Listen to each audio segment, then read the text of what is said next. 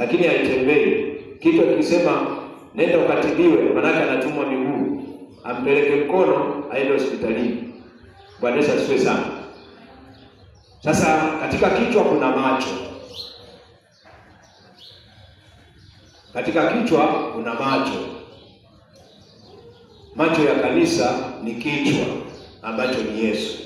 Kitabu kile cha Mathayo sura ya 9 mstari wa 36. Hapo tunaangalia macho.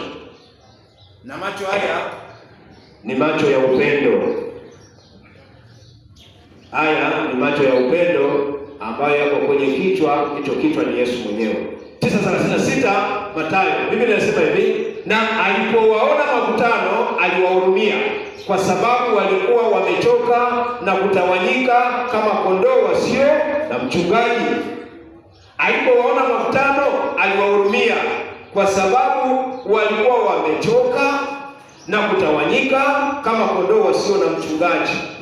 Wewe, kwa mfano, tumesema tarehe 16 Jumapili ijayo ni siku yetu ya kusambaza upendo. Maana yake haya macho yatanifanya nione ni nani anastahili nimsambazie upendo wangu. Kwa hiyo macho haya yawe macho ya huruma, na macho ya huruma ni kichwa cha Yesu Kristo. Sasa sisi tunafuata maagizo ambayo Yesu ameyaona, ametuagiza tuyatende. Kwa mfano huu ambao anatuonyesha hapa, aliwaita watu katika makutano. Watu wengi wamekusanyika mbele zake, walimsikiliza sana kwa muda mrefu, lakini baadaye akawahurumia, maana aliwaona wamechoka, kwa sababu aliwaona kwa yale macho. Sasa macho ya kanisa yanatoka kwenye kichwa cha Yesu Kristo.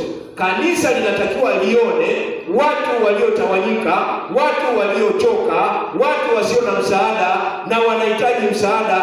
Mwili sasa utaenda kufanya kazi ya kusaidia yale ambayo macho yameona.